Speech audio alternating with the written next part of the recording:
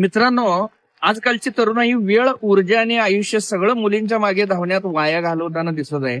एक साधा सिद्धांत समजून घ्या. जर तुम्ही फुलपाखरांच्या मागे धावलात तर ते फुलपाखरं तुमच्यापासून दूर उडून जाईल. पण जर तुम्ही एक सुंदर बाग तयार केली तर फुलपाखरं तुमच्याकडे आपोआप येतील. याचा अर्थ काय?